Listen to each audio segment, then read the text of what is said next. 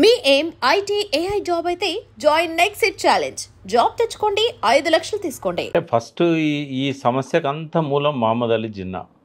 మహాత్మా గాంధీ చెప్పాడు, మత సామరస్యం ఉన్న దేశం మనది, గంగా జమున తెహజీబు.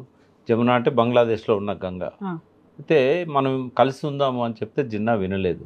అప్పుడు బ్రిటిష్ వాళ్ళు స్వాతంత్రం ఇచ్చే ముందు విడదీశారు. జిన్నా యొక్క రిక్వెస్ట్ మీద పాకిస్తాన్ సపరేట్ చేశారు. ఎందుకంటే ఎక్కువ మంది ముస్లిమ్స్ ఉన్నారు మా కంట్రీలో, అక్కడ ఎక్కువ మంది హిందువులు ఉన్నారు, మాకు ఇద్దరు కుదరదు కాబట్టి మాకు సపరేట్ చేయాల్సిందే అని పట్టుబట్టాడు. దాని మీద నిరాహార దీక్ష కూడా చేశాడు గాంధీ, దాన్ని ఆపడానికి. ఎంత చేసినా కూడా వినలేదు. లాస్ట్ సర్దార్ పటేల్ కూడా ఈయన దగ్గరికి వచ్చి, గాంధీ దగ్గరికి వచ్చి, ఆయన చెప్తే మొండోడు వినట్లేదు, ఇవాళ అనుకున్నట్టే విడిపోనియండి, మనం ఏం చేస్తాము. రక్తపాతం జరిగింది అప్పుడు బాగా. దానికి అంతటి కారణం జిన్నానే. పోనీ జిన్నా అధికారంలోకి వచ్చామన్నా 2-3 సంవత్సరాలు ఉన్నాడా అంటే లేడు. స్వాతంత్రం వచ్చిన తర్వాత కరెక్ట్ పట్టుమని 4 నెలలు కూడా లేడు. ఆగస్టు 14th వాళ్ళకి స్వాతంత్రం వచ్చింది పాకిస్తాన్. ఆయన చచ్చిపోయింది August next year September 12th. అంటే 1 ఇయర్ కంటే ఎక్కువ బతకలేదు ఆయన. అనారోగ్యంగా ఉండి కూడా ఈ చిచ్చు పెట్టాడు 2 దేశాల మధ్య. ఇక్కడున్న ముస్లిమ్స్ కూడా విడిపోవద్దని అన్నారు, బట్ ఆయన వినలేదు. ఆయన అది దానికి కారణం ఏంటంటే ఆ రోజు రాజా హరిసింగ్ అని చెప్పి కాశ్మీర్ పాలకుడు. బ్రిటిష్ వాళ్ళు 3 ఆప్షన్స్ ఇచ్చారు.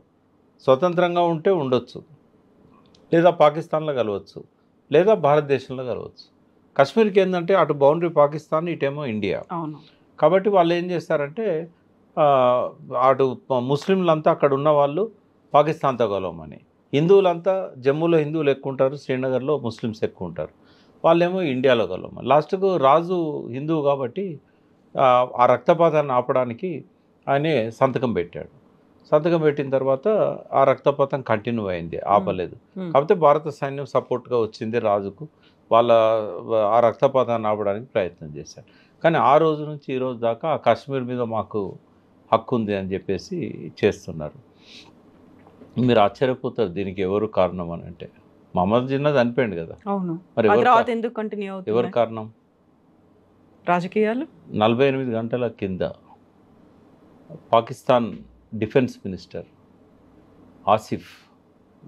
అహూజా ఆసిఫ్ ఆయన ఒక ఇంటర్వ్యూలో వియాన్ టీవీ, వియాన్ టీవీ, అది మీకు దొరుకుతుంది క్లిప్పింగ్, వియాన్ టీవీలో మాట్లాడుతూ ఏమన్నాడంటే, ఆయన ఫస్ట్ దీన్ని డర్టీ యాక్ట్ అన్నాడు.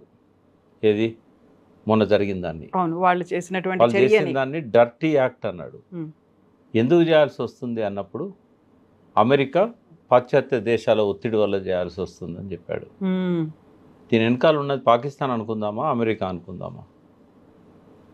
స్పష్టంగా చెప్పాడు, అమెరికా అండ్ యూరోపియన్ కంట్రీస్ అని యూకే పేరు చెప్పాడు. మొదటి నుంచి కూడా వాళ్ళకేమో మీకు తెలుసు, ఫ్రాన్సు, బ్రిటన్ రవి అస్తమించని సామ్రాజ్యాలను సృష్టించింది వాళ్ళే. మన కత్తులు బాణాలు ఉన్నప్పుడు వాళ్ళు తుపాకీ సామాగ్రితోని ఈ దేశాలన్నింటినీ లోపరుచుకున్నారు యుద్ధాల ద్వారా. వాళ్ళ మెయిన్ ఇన్కమ్ సోర్సు ఆయుధాలు అమ్మడం. ఆయుధాలు అమ్మాలంటే కొన్ని దేశాలు ప్రశాంతంగా ఉండకూడదు, వాటి అవసరం పడాలంటే ఏం చేయాలి? ఎంతోమంది ప్రయత్నం చేశారు రెండు వైపులా. ఆఖరుకు వాజ్పేయి ప్రయత్నం చేశాడు, అద్వానీ ప్రయత్నం చేశాడు, అంతకుముందున్న నెహ్రూ ప్రయత్నం చేశాడు, లాల్ బహదూర్ శాస్త్రి ప్రయత్నం చేశాడు, ఇందిరాగాంధీ ప్రయత్నం చేసింది. అటువైపు నుంచి ఇమ్రాన్ ఖాన్ లాంటి వాళ్ళు, కొంతమంది భుట్టో లాంటి వాళ్ళు ప్రయత్నం చేశారు, ఆయుబ్ ఖాన్ లాంటి వాళ్ళు ప్రయత్నం చేశారు. కానీ ఈ మారణ హోమాన్ని ఆరకుండా నిత్యం జ్వలించేలాగా చేస్తున్నది ఇప్పుడు నంబర్ 1 అమెరికా. వాళ్ళకి ఆయుధాలు అమ్ముకోవడానికి కావాలి, ఈ 2 దేశాల మధ్య వైరం కావాలి. అందుకే ట్రంప్ ఏమన్నాడు, ఈ 2 దేశాలు నాకు కావాలి, బట్ ఇప్పుడు జరిగిన దానికి పాకిస్తాన్ మీద ఎటువంటి చర్య తీసుకున్నా భారత్ను సమర్థిస్తా అన్నాడు. ఒక చైనా తప్ప ప్రపంచ దేశాలన్నీ కూడా మనకు మద్దతుగా నిలబడ్డాయి. ఈ అమెరికా ద్వంద్వ నీతి ఏంటంటే, నాకు పాకిస్తాన్ కావాలి, భారతదేశం కావాలంటూనే భారతదేశానికి నేను సమర్థిస్తా అన్నాడు. ఇటు ఇద్దరికే ఆయుధాలు పంపుతాడు, ఇప్పుడు పాకిస్తాన్కి పంపుతాడు, భారతదేశానికి పంపుతాడు. ఆయన పర్పస్ సర్వ్ అవుతుంది, ఆయుధాలు అమ్ముకోవాలి కాబట్టి. అక్కడ ఉన్న 37 కుటుంబాలు వాళ్ళ ఆదాయం కోసం, వాళ్ళ ఆయుధాలు అమ్ముకోవడం కోసం ట్రంప్ను వాళ్ళు కీల్బొమ్మగా పెట్టుకొని దేశాల మీద ఒత్తిడి పెంచుతూ ఉంటారు. ఇంకొక మాట కూడా, నిజంగానే ISIS పాకిస్తాన్ అధ్యక్షుని చేతిలో ఉందా? లేదు. అమెరికా అధ్యక్షుడి చేతిలో ఉంది ఐఎస్ఐఎస్. ఈ మాట నేను అనట్లేదు. అమెరికన్ ఇంటర్వెన్షన్ గురించి చాలాసార్లు పాకిస్తాన్ ప్రెసిడెంట్స్ మాట్లాడారు. ఇమ్రాన్ ఖాన్ ప్రెసిడెంట్ ఉన్నప్పుడు ఒక 3-4 ఏళ్ళ కింద ఆయన ఏమన్నాడు, 40,000 మంది టెర్రరిస్టులు మా దేశంలో ఉన్నారు, వీళ్ళని తయారు చేసింది అల్-ఖైదా. అల్-ఖైదాకి వెనుక సపోర్ట్గా ఉన్నది అమెరికా. ఈ అల్-ఖైదా తయారు చేసిన టెర్రరిస్టులను మా దేశంలో డంపు చేశారు, ట్రైన్ చేసి అన్నాడు. రెండవది ఏమన్నాడు, మా మిలిటరీ ఏదైతే ఉన్నదో వాళ్ళతో ఎక్సెస్లో ఉంది, ఈ టెర్రరిస్టులకు గన్లు ఇచ్చింది ప్రోత్సహిస్తున్నదంతా కూడా మా ప్రభుత్వం యొక్క మా ఆర్మీ. మీకు లైవ్గా దొరుకుతాయి క్లిప్పింగ్స్. ఇమ్రాన్ ఖాన్ ఆ దేశ అధ్యక్ష హోదాలో మాట్లాడింది, నిన్న మొన్న ఆసిఫ్ మాట్లాడింది. 40,000 మంది టెర్రరిస్టులను ఐఎస్ఐఎస్ అమెరికా సహాయంతో అక్కడున్న ఆర్మీ, పాకిస్తాన్ ఆర్మీ వాళ్ళని ట్రైన్ చేస్తున్నది, వాళ్ళని పంపిస్తున్నది, వాళ్ళకు ప్రోగ్రామ్ ఇస్తున్నది. లష్కర్ ఏ తోయిబా, అల్-ఖైదా, జైషే మహమ్మద్, ఇప్పుడు కొత్తగా టీఆర్ఎఫ్ ఎప్పుడు పుట్టింది? ఆర్టికల్ 370 రద్దు చేసి నాడు పుట్టింది. ఈ 4 ఏళ్ళ నుంచి సమయం కోసం వేచి ఉన్నారు. అడపదడప 4-5 ఇన్సిడెంట్లు చేశారు, కానీ పెద్ద ఎత్తున 26-28 మందిని చంపింది ఇదే ఫస్ట్ టైం. ఇక్కడ ల్యాప్సెస్ కూడా ఉన్నాయి, సెక్యూరిటీ ల్యాప్సెస్ చాలా ఉన్నాయి. ఎందుకంటే మోడీ గారి మీద నమ్మకంతో మేము వచ్చాము అని చెప్పింది ఒక ఆవిడ. మేము కూడా అనుకున్నాం, మా ఫ్యామిలీ కాశ్మీర్ ఎన్నడూ పోలేదు, లడాక్ పోయినాం. సింధు నదిని చూసాం, మా అమ్మ చనిపోయినప్పుడు అస్థికలను నిమజ్జనం చేసాం. కానీ చైనా బార్డర్ దాకా పోయినాం, ప్యాన్గాంగ్ లేక్ అని 3 ఇడియట్స్లో ఉంటుంది లాస్ట్లో, అక్కడ దాకా కూడా పోయినాం. ప్రశాంతంగానే ఉంది లడాక్ కానీ లే కానీ, ఎక్కడ చూసినా ఆర్మీ ఉంది, పర్యాటక ప్రదేశాల్లో కూడా ఆర్మీ ఉంది. బట్ అందరం కూడా ఏమనుకున్నామంటే శ్రీనగర్ కూడా పోవాలి, మా అమ్మాయి పిల్లలు కూడా పోయారు లాస్ట్ ఇయర్, అంత ప్రశాంతంగా కుదిరాడి మీరు ఎన్నడూ పోలేదు పోండి అని అన్నారు. కానీ ఇటువంటి సంఘటన జరుగుద్దని ఎవరం అనుకోలేదు. ఎందుకంటే 5 ఏళ్ళ నుంచి ఆర్టికల్ 370 రద్దు అయిన తర్వాత మారణ హోమం జరుగుద్ది అనుకున్న శ్రీనగర్ ప్రశాంతంగా ఉన్నది. 1-2 ఇన్సిడెంట్ తప్ప అంటే మ్యాసివ్గా ఇట్లా వచ్చిన మ్యాసకార్ అయితే కనబడలేదు. జాతీయ జెండా ఎగరేస్తున్నారు, ఎన్నికలు జరిగాయి, కొత్త ప్రభుత్వం ఏర్పడింది.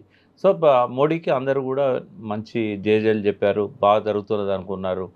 అయితే ఈ పర్టికులర్ ఇన్సిడెంట్ సంబంధించి ల్యాప్సెస్ ఏంటంటే, ఒకటి రోడ్ లేదు అక్కడికి, కాలినడకన రాళ్ళల్లో నుంచి పోవాలి, గుర్రాలు ఎక్కి పోవాలి. పైకి వెళ్ళిన తర్వాత మినీ స్విట్జర్లాండ్ అనేది ఏదైతే అనుకుంటున్నారో అక్కడ ఒక్క పోలీసు లేడు, ఇది లేదు. అవతల పక్కన చైనా బార్డర్ ఉంది, రావడానికి ఆస్కారాలని అటు పక్క నుంచి. ఏ రకమైన జాగ్రత్తలు తీసుకోకుండా గాలికి వదిలేశారు. మన తెలంగాణ నుంచి 80 మంది పోయారు. వాళ్ళంతా ఇంకొక సాయంత్రం పూటనో తెల్లవారో ఆ ప్లేస్ పోయేవాళ్ళు. శ్రీనగర్లో హోటళ్ళల్లో ఉన్నారు. వీళ్ళంతా కపిల్ చిట్ ఫండ్ సంబంధించిన వాళ్ళు. వాళ్ళ పేపర్లో వచ్చింది. ఇవాళ వాళ్ళు కర్ఫ్యూ వల్ల బయటికి రాలేని పరిస్థితి. ఆ హోటళ్ళని వాళ్ళు పహల్గామ్లో పోవాల్సిన పరిస్థితి ఉండే. కొంచెం లేట్ అయి ఉంటే ఈ 80 మందిలో 50 మంది చనిపోయేవాళ్ళు. అంటే ఇంత వాళ్ళని అడిగితే ఏమంటారంటే, మోడీ అంత ప్రశాంతంగా ఉందంటే మేము ధైర్యంగా వచ్చాము. కానీ ఎందుకో అక్కడ వీళ్ళు పరిశీలించాలి ఎక్కడ ల్యాప్సెస్ ఉన్నాయి, ఎందుకు ఉన్నాయి. అటువంటి మంచి ప్లేస్కు కనీసం రోడ్ లేకపోవడం ఏందమ్మా? మినీ స్విట్జర్లాండ్ అని చెప్పబడే పహల్గామ్కి శ్రీనగర్ దగ్గరలో ఉంది, ఒక రోడ్ లేదు. 20 నిమిషాలు వాడు గుర్రాలు నడిపేవాడు వచ్చి ఇన్ఫర్మేషన్ ఇస్తే మళ్ళీ 20 నిమిషాలు వీళ్ళు పోవడానికి అయింది. అంటే దాదాపు గంట లేట్గా పోయారు. అయినా వాళ్ళని పట్టుకోలేకపోయారు. పైనుంచి హెలికాప్టర్లో వాళ్ళ కోసం వెతికి పట్టుకునే అవకాశం ఉన్నా కూడా వీళ్ళు చేయలేకపోయారు. సో ఇవన్నీ ల్యాప్సెస్. అయితే తర్వాత పరిణామాలు, మోడీ గారు సౌదీ అరేబియా నుంచి అది క్యాన్సిల్ చేసుకొని వెంటనే దిగి ఎయిర్పోర్ట్లో మీటింగ్ పెట్టారు డిఫెన్స్ మినిస్టర్ అండ్ అమిత్ షాతో. ఏం నిర్ణయాలు తీసుకున్నారు? సింధు జలాలను ఆపేస్తాం, గేట్లు కూడా బంద్ చేశారు కదా 4ని. అసలు లేదమ్మా మన చేతిలో. సింధు జలాలను ఎక్కడ ఆపుతారు, ఎట్లా ఆపుతారు? ఇప్పుడు దాని గురించి మనం డీటెయిల్గా పోవాలి. సింధు జలాల ఒప్పందం 1960లో జరిగింది. ఇండస్ రివర్ అంటాం. ఇండస్ రివర్ టిబెట్లో మానస్ సరోవర్లో పుడుతుంది. మానస్ సరోవర్ నుంచి హిమాలయాస్ నుంచి మనకు కనబడేది ఎక్కడ, ఇండియాలో మనకు కనబడేది ఎక్కడ? ప్రధానమైన సింధు నది. అంటే ఓన్లీ చిన్న ప్రాంతము లే అనే ఒక సిటీ ఉంది. లే అనే సిటీ అది లడాఖ్లో ఉన్నది. అక్కడ మాత్రమే మనకు సింధు నది కనబడుతుంది. అక్కడ కొద్ది దూరమే. మనకు దాని మీద డ్యామ్ కట్టే పరిస్థితి లేదు, డ్యామ్ కట్టిన ఆ నీళ్ళను వాడుకునే పరిస్థితి లేదు. ఎటు చూసినా గుట్టలు, ఆడ సారవంతమైన భూములు లేవు, అన్ని హిల్స్ వ్యాలీసే. సో మనం కట్టుకోలేదు. ఎవరు కట్టారు? కింద పాకిస్తాన్ కట్టుకున్నది. పంజాబ్ అంటే ఏంది? 5 నదులు. నదులు ఏంటంటే రావి, బియాస్, సట్లెజ్, జీలం, చినాబ్. ఈ 5 నదులు కలిస్తే పంజాబ్. పంజాబ్ను 2గా డివైడ్ చేశారు. వెస్ట్ పంజాబ్ పాకిస్తాన్లోకి వెళ్ళిపోయింది, ఈస్ట్ పంజాబ్ మనకుంది. ఈస్ట్ పంజాబ్లో 3 నదులు ఉంటాయి, రావి, బియాస్, సట్లెజ్. వెస్ట్ పంజాబ్లో జినాబ్, చీలం. అయితే ఆ ఒప్పందంలో అప్పుడు ఆయుబ్ ఖాను, నెహ్రూ 1960లో రాసుకున్నది ఏంటంటే, చినాబ్, జీలం మీ దగ్గర ఉన్నాయి, వాటి వాటర్ను మీరు సంపూర్ణంగా వాడుకోండి. సింధు నది కూడా మా దగ్గర వాడుకోవడానికి అవకాశం లేదు, ప్రధాన సింధు నది మీ దగ్గరనే ఎక్కువ భాగం ప్రవహిస్తుంది సారవంతమైన భూముల మధ్యలోకి వెళ్ళి, అది మీరే వాడుకోండి, డ్యామ్ కట్టుకోండి. మా దగ్గర ఉన్నది రావి, బియాస్, సట్లెజ్ ఉపనదులు. ఇవి పంజాబ్, హర్యానా ప్రాంతంలో ఉంటాయి. సో ఈ నీళ్ళని మేము వాడుకుంటాం. ఇది ఒప్పందం. అయితే మనం డ్యాములు కట్టుకున్నాం రావి, బియాస్, సట్లెజ్ మీద, బాక్రానంగల్ డ్యామ్ ఇవన్నీ. అక్కడనేమో వాళ్ళు కట్టుకున్నారు జినాబ్, జీలం, చినాబ్. కానీ మెయిన్ నది మీద అక్కడే ఉంది డ్యామ్.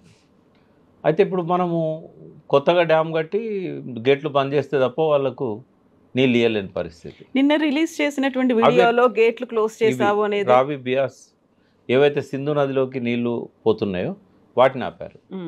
యాక్చువల్గా సింధు నది ఈ ఉపనదులే కాకుండా ప్రధానంగా కూడా ఆ నదిలోకి చాలా కొండల నుంచి, హిమాలయాస్ నుంచి చాలా వాటర్ వస్తూ ఉంటుంది.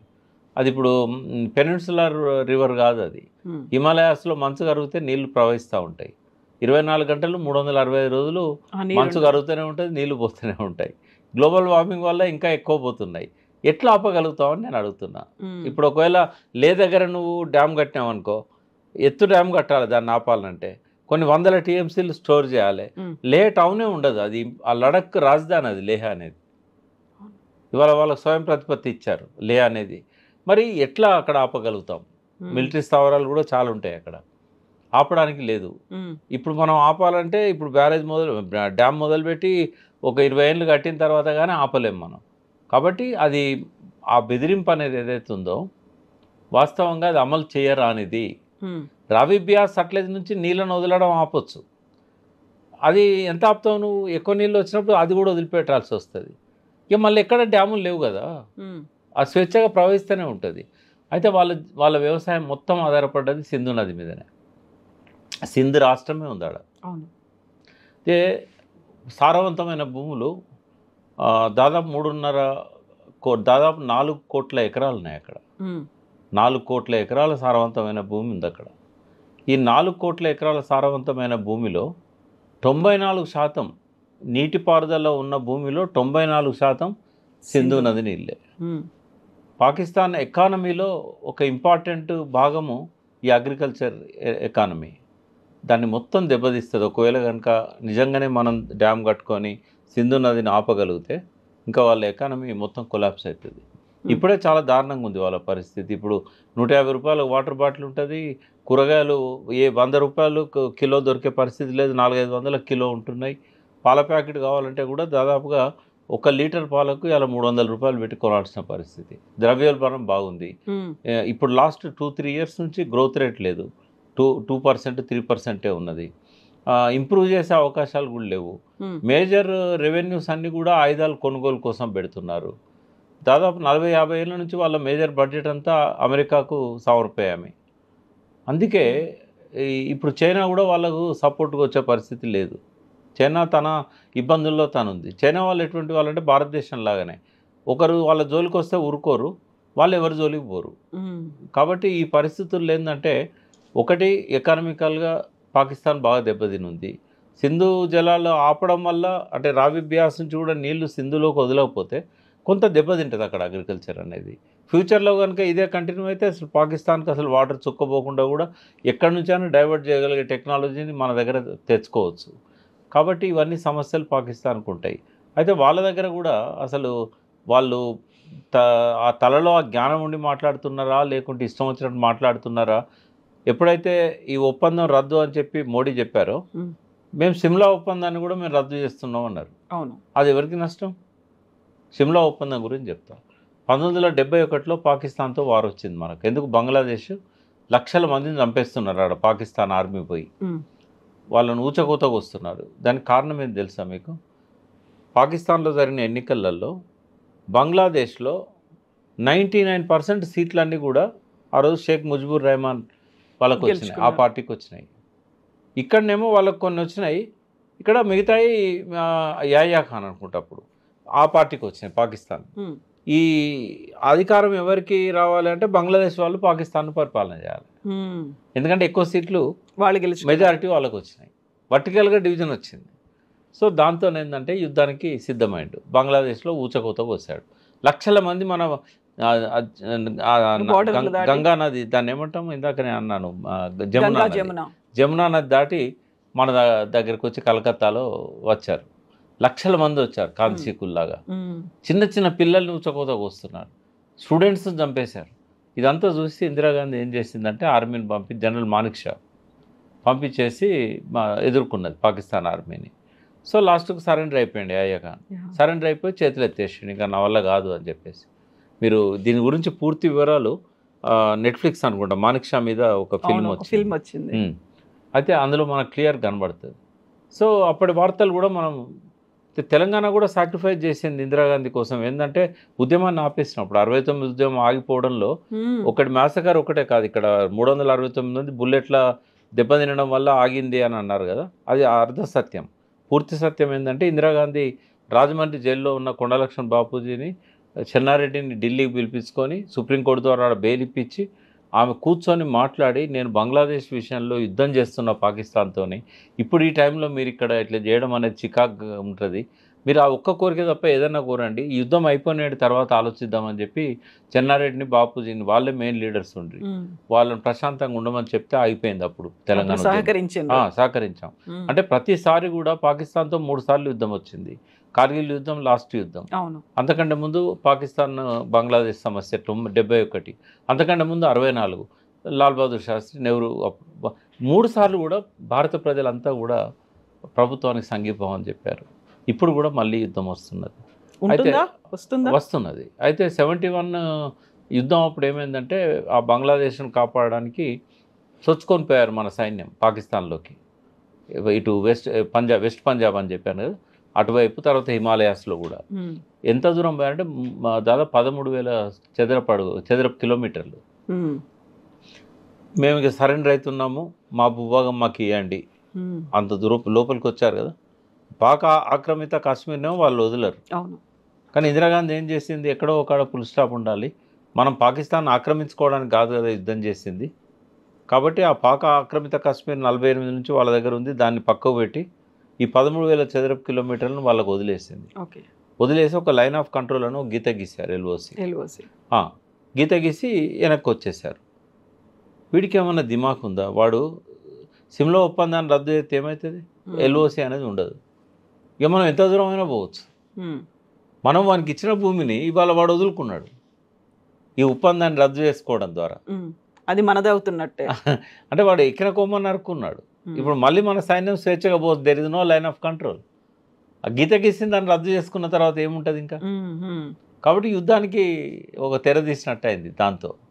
తర్వాత ఇవాళ ట్రంప్ సపోర్ట్ ఇవ్వడము, ఇజ్రాయెల్ సపోర్ట్ ఇవ్వడం, ఫ్రాన్స్ సపోర్ట్ ఇవ్వడం, అన్ని ఈజిప్ట్ దగ్గర నుంచి అన్ని దేశాలు మనకు సపోర్ట్ ఇవ్వడం వల్ల మోడీకి ఎక్కడ లేని కొండంత బలం వచ్చింది. నాకు తెలిసి ఆర్ఎస్ఎస్ మొదటి నుంచి కూడా అఖండ భారత్ అని వాళ్ళకు స్లోగన్ ఉంది. ఈ బర్మా కానీ, నేపాల్ కానీ, ఈ తర్వాత బంగ్లాదేశ్ కానీ, తర్వాత పాకిస్తాన్ కానీ, ఆఫ్ఘనిస్తాన్ కానీ, గాంధార దేశం, ఇవన్నీ కూడా మనదే భారతదేశమే అనేది గోల్వాల్కర్ గారు పాంచజన్యంలో చెప్పారు, బంచ్ ఆఫ్ థాట్స్. కాబట్టి నాకు తెలిసి మోడీ గారికి ఆర్ఎస్ఎస్ సిద్ధాంతాన్ని అమలు చేయడానికి ఇంతకంటే మంచి అవకాశం అయితే రాదు. కాబట్టి చరిత్రలో ఇదొక మొన్నటి మ్యాసకర్ ఏదైతే ఉన్నదో అది పాకిస్తాన్ను చెరిపివేసే విధంగా అడుగులు పడుతున్నాయి. అంటే జాగ్రఫికల్గా ఇంకా పాకిస్తాన్ అనేది ఒక దేశంగా ఉంటుందా ఉండదా అనే ఒక సందిగ్ధం అనేది ఇప్పుడు వచ్చింది.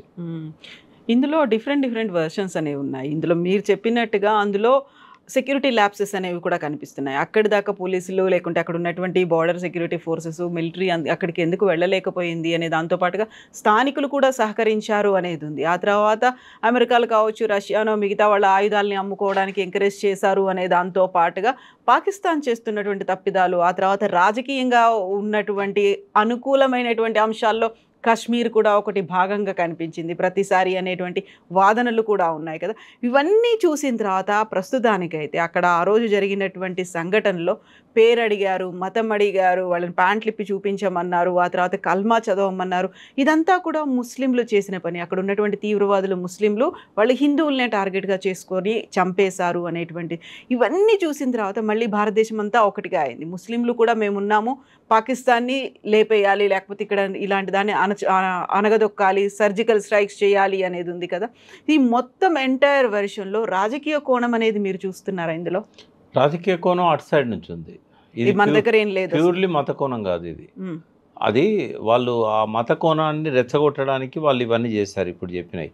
కానీ చేయించింది అమెరికా, చేసింది ఐఎస్ఐ. ఈ ఐఎస్ఐ ఇప్పుడు పాకిస్తాన్ ఆర్మీ అనేది పాకిస్తాన్ పాలకుల చేతుల్లో లేదు, అవును, డైరెక్ట్ అమెరికా చేతుల్లో ఉన్నది. ఒకవేళ వాళ్ళ చేతుల్లోనే ఉంటే ఒక డిఫెన్స్ మినిస్టర్ డర్టీ యాక్ట్ అని ఎట్లా అంటాడు? వాళ్ళ టెర్రరిస్టులు చేసిన దాన్ని ఆయన సమర్థించుకోవాలి, లేకుంటే మీడియా ముందు మాట్లాడకుండా మౌనంగా ఉండాలి. డర్టీ యాక్ట్ అని ఎందుకంటాడు? కాకుండా డర్టీ యాక్ట్ అని మళ్ళీ వెంటనే ఆగకుండా అమెరికా చేయించిందని చెప్పాడు. రెండు వెర్షన్స్ ఉన్నాయి కదా. ఇప్పుడు ఆర్మీ చీఫ్ కూడా మునీర్ చేసినటువంటి వ్యాఖ్యలు కూడా ఇప్పటికీ కాశ్మీర్ మా బ్లడ్లోనే ఉంది, మేము హిందువుల్లాగా మాత్రం ఉండము, అలా ఆలోచించము అనే ఒక మాట కూడా ఆయన అన్నాడు కదా. ఆ తర్వాతే ఈ సంఘటనలన్నీ జరిగాయి అని. కాశ్మీరు నిజంగానే కాశ్మీర్ వాళ్ళకి కావాలనుకుంటే యుద్ధం చేయాల్సి వస్తుంది. ఇట్లా చంపితే కాశ్మీర్ ఇస్తారా? ఆడికి వేణులను 10 మందిని చంపితే కాశ్మీర్ వస్తుందా? వాళ్ళకు ఎప్పటికీ రాదు కదా. యుద్ధం చేయాలి వాళ్ళు. మనం ఎట్లయితే 13,000 చదరపు కిలోమీటర్లను ఆక్రమించుకున్నామో వాళ్ళు ఆక్రమించుకోవాలి వచ్చి. దౌత్య సంబంధాల ద్వారా కాశ్మీర్ వాళ్ళకు రాదు, ప్లెబిసైట్ ఇండియన్ గవర్నమెంట్ పెట్టదు. ఇక ఎట్లా వస్తుంది కాశ్మీర్? ఒకరిద్దరిని చంపితే కాశ్మీర్ వస్తుందా? లేదా 50 మంది చంపితే వస్తుందా? 100 మంది మిలిటరీని బాంబు పెట్టి పేలిస్తే వస్తుందా? రాదు కదా. ఇది కేవలం ఏంటంటే రెండింటి మధ్య అశాంతిని క్రియేట్ చేసి ఆయుధాలు అమ్ముకోవడానికి వాళ్ళు చేస్తున్న ప్లానే తప్ప వేరే కాదు. పాకిస్తాన్ పాలకులను కూడా ఒక అసమర్థ పాలకుల కింద జమగట్టాలి తప్ప, ఎందుకంటే వాళ్ళ కంట్రోల్లో వాళ్ళ ఆర్మీ లేదు. ఇప్పుడు ఎవరు అన్నది పక్క పెడదాం, డిఫెన్స్ మినిస్టర్ ఆ మాట అన్నాడంటే ఇంకా వాళ్ళ చేతిలో ఏమున్నది చెప్పండి. రెండే మార్గాలు ఉంటాయి మోడీ గారికి. ఒకటి, దౌత్య సంబంధాల ద్వారా ఇటువంటి మళ్ళీ జరగకుండా అమెరికా మీద ఒత్తిడి తెచ్చి, కాశ్మీర్ పంజాబ్ దీని మీద కాదు, పాకిస్తాన్ మీద కాదు ఒత్తిడి తేవాల్సింది, అమెరికా మీద ఒత్తిడి తేవాలి. అమెరికా మీద ఒత్తిడి తెచ్చి ఇంకోసారి జరగకుండా చెప్పాలి, మాకు ఖచ్చితమైన సమాచారం ఉంది, అమెరికా దీన్ని ఎంకరేజ్ చేస్తున్నది, డిఫెన్స్ మినిస్టర్ స్టేట్మెంటే దానికి ఆధారము. తర్వాత మా కంట్రోల్లో లేరు అని చెప్పడానికి 40,000 మంది టెర్రరిస్టులను మా కంట్రోల్లో లేరు అని సాక్షాత్తు ఆ పాకిస్తాన్ అధ్యక్షుడు ఇమ్రాన్ ఖాన్ ఉన్నప్పుడే ప్రకటించిండు. కాబట్టి మీరే చేస్తున్నారు అని అన్ని దేశాలతో అమెరికా మీద ఒత్తిడి తీసుకొస్తే తప్ప ఈ టెర్రరిజం ఆగదు. తాలిబాన్లను ప్రోత్సహించింది వాళ్ళే. వాషింగ్టన్ డీసీ తీసుకుపోయి, అమెరికా క్యాపిటల్ తీసుకుపోయి వాళ్ళకు 7 స్టార్ 5 స్టార్ హోటళ్ళలో మర్యాదలు చేసింది వాళ్ళే. తిరిగి వాళ్ళు ఇచ్చిన వెపన్సే వాళ్ళకు అగెనిస్ట్గా మోగినాయి ఎక్కడ ఆఫ్ఘనిస్తాన్లో. లాస్ట్ వాళ్ళు పరారు కావాల్సి వచ్చింది అక్కడి నుంచి. తాలిబాన్ల చేతికి రాజ్యాధికారాన్ని ఇచ్చారు. తాలిబాన్లకి ఇప్పుడు అమెరికా పడదు. అందుకే తాలిబాన్లు ఏం చేశారు, ఇటువంటి ఈ చర్య హేయమని చెప్పేసి వాళ్ళు టెర్రరిస్టులే కానీ ఈ నిన్నటి ఇన్సిడెంట్ను వాళ్ళు ఖండించారు. అవును, అంటే ఇదంతా అమెరికా చేస్తున్నదమ్మా. ఇప్పుడు పాకిస్తాన్ మీద ఏం చేసినా కూడా ఉపయోగం లేదు. కాబట్టి అమెరికా మీద ఒత్తిడి తెచ్చే విధంగా మోడీ దౌత్య సంబంధాలు చేయాలి. రెండవది ఏంటంటే, పాకిస్తాన్కి సంబంధించినంత వరకు ఆయన ముందున్న మార్గం ఏంటంటే, ఒకవేళ కనుక పాకిస్తాన్ కలుపుకోవాలంటే ఆయనకి ఇంతకంటే మంచి అవకాశం అయితే రాదు. ప్రపంచం అంతా మనతో ఉంది ఇప్పుడు ఈ ఇన్సిడెంట్ తర్వాత. ఇంకా ఆయన చరిత్రలో పాకిస్తాన్ లేకుండా చేయాలంటే మారణకాండ జరుపుతారు. దానివల్ల చాలా జన నష్టం అవుతుంది. వాళ్ళ వల్ల కూడా మన దగ్గర జన నష్టం అవుతుంది. న్యూక్లియర్ వెపన్స్ ఉన్నా తీయకపోవచ్చు, ఎందుకంటే వేసేవాడికి నష్టం జరుగుతుంది. మన దగ్గర కూడా న్యూక్లియర్ వెపన్స్ ఉన్నాయి.